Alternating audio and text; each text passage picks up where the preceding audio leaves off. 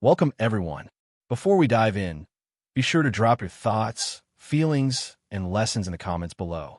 Like the video and subscribe so you never miss stories like this. Let's get into it. He humiliated me at my own birthday dinner by standing up in a crowded Atlanta restaurant, laughing and telling everyone I was lucky he tolerated my insecurity. Here's how it happened before starting the story. I stayed seated, face burning, while his family clapped like it was a joke, and I realized cruelty doesn't always whisper. Sometimes it grabs a microphone. That night didn't break me instantly. It rearranged something inside. I laughed when he laughed, because survival taught me timing. I didn't know then that humiliation would become his favorite tool, or that love would slowly turn into a strategy game. He always seemed to win. When we first met in Atlanta, he was charming in that effortless way that made waitresses smile and pastors nod approvingly. Our romance began with late-night milkshakes, hand-holding in Piedmont Park, and jokes about whose playlist was better. He texted good morning every day, opened doors, and called me his peace. I ignored how peace always meant silence. Funny moments came easy then, burnt pancakes, dance battles in the living room, laughing until we cried. I was in love with a version of him that felt warm, protective, and clever.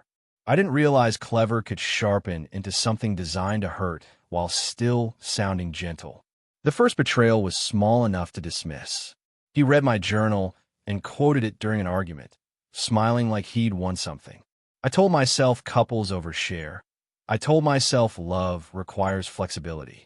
He apologized in that smooth voice, bought flowers, cooked dinner, and slow danced with me in our kitchen. Romantic moments like that stitched me back together just enough to keep going. My friends noticed shifts before I did. They said I sounded quieter, less sure. He said they were jealous. He always had logic ready, always a way to outmaneuver conversations until I questioned my own reactions instead of his actions. His mother embraced me hard the first time I visited her home in Decatur. She called me daughter, served extra portions, and told stories about strong black women surviving worse than me. I trusted her instantly. Family dinners became performances where I played grateful partner while he slipped jokes about my forgetfulness or sensitivity into conversation. Everyone laughed. I laughed too, because disagreeing felt risky. Afterward, she'd pull me aside, smile softly, and say relationships require endurance. No remorse. Only advice that subtly blamed me. I didn't see betrayal then. I saw tradition, confusing loyalty with wisdom passed down like inheritance. At work, he insisted on helping manage my finances, claiming he was better with numbers. He said it romantically, like teamwork. I let him. That choice cost me sleep later. Back then, life still had humor. We teased each other over trivia nights, cheered at Hawks games, planned imaginary vacations. He knew how to be charming publicly, humiliating privately. Whenever I confronted him, he'd out-talk me, outweight me, or turn the issue into a joke. Friends drifted away, tired of watching me defend him. I believed love meant standing firm. In reality, I was standing alone while he adjusted the story. The midnight discovery came quietly. I reached for water and saw his tablet glowing on the counter. Messages popped up, careless and cruel. Screens filled with jokes about me, my job, my fears. His friend chimed in. His mother added laughing emojis. No remorse. My hand shook, but I didn't cry. I felt cold clarity. This wasn't misunderstanding. It was coordination. He'd already outsmarted me socially, emotionally, and financially. Still, I smiled the next morning, made coffee, and listened while he complained about my mood. Funny how survival teaches patience. That night, romance died, and strategy was born instead, quietly and deliberately. Public humiliation escalated after that. At a family cookout, he announced I was bad with money, ignoring that he controlled the accounts. Laughter followed. I smiled, asked his cousin for another plate, and noted every witness. Humor became armor. I joked back, played the role, and kept receipts mentally and digitally. Romantic gestures vanished unless others were watching. Behind closed doors, he grew colder, more precise. He loved winning arguments by exhaustion. Every move he made assumed I'd eventually break. What he didn't see was that silence had shifted from submission to observation. I wasn't planning revenge. I was planning freedom. Funny moments still happened, strangely. We watched old sitcoms, laughed at the same jokes, shared memories that felt real. Those moments confused me most. Love doesn't disappear instantly. It flickers. I mourned what we were while living with what he'd become. Meanwhile, I documented everything. Emails forwarded, screenshots saved, dates logged. I opened a new account in Sandy Springs and redirected my paycheck quietly. It felt rebellious and terrifying. Romance now lived in my imagination, future-focused instead of present.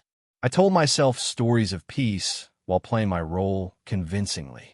He thrived on control. I thrived on preparation, even when my heart still hurt daily. He lost my job for me with a smile. A friend of his in HR suddenly questioned my stability. Meetings followed. My position dissolved politely. He pretended sympathy while reminding me I needed him now. No remorse, only opportunity. That night, he took me dancing, held me close, whispered that we'd be fine. Romantic manipulation is still manipulation. I nodded against his chest, counting breaths, memorizing exits. Losing that job felt like losing my name. I let him think he'd cornered me. Internally, something hardened. When you've already been destroyed, fear loses leverage. I booked consultations and kept my mouth shut. The lawyer's office downtown smelled like coffee and paper. I told my story plainly. No tears, just facts. She listened, nodded, and explained my options. For the first time, someone didn't question my memory or tone. That was romance in its own way, being believed. I followed instructions carefully. Credit freeze. Disputes filed. Evidence organized. At home, I still laughed at his jokes, cooked dinners, and acted dependent. It was exhausting. Sometimes we reminisced about our early days, and I almost slipped. Humor would bubble up, then settle into grief. Healing doesn't mean instant strength. It means choosing yourself repeatedly, even when nostalgia knocks loudly. Karma arrived without drama. A bank flagged fraudulent patterns tied directly to him. Accounts froze mid-transaction. He called me furious, then fearful. I listened calmly. He accused me of betrayal, irony dripping. I forwarded everything to my attorney. His HR friend got pulled into an audit after emails surfaced. Suddenly, his confidence cracked, but remorse never appeared, only rage and blame. I moved out while he was at work, quietly, efficiently.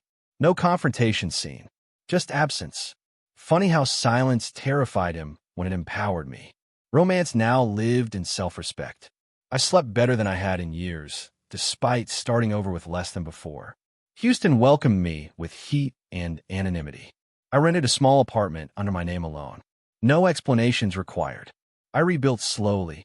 Certification classes at night, steady work by day. I laughed again, real laughter, not armor. Romantic moments returned unexpectedly. Kind conversations, gentle interest, no strategies. I kept my past private. Karma continued quietly. Investigations ended badly for him, professionally and financially. He tried to contact me through others. I declined. No speeches, no victory posts, just distance. The funny thing about freedom is how ordinary it feels once you have it. I learned peace doesn't announce itself. It shows up consistently and stays. Looking back, I understand how he always outsmarted me emotionally because I played fair while he played to win. Love was his tool.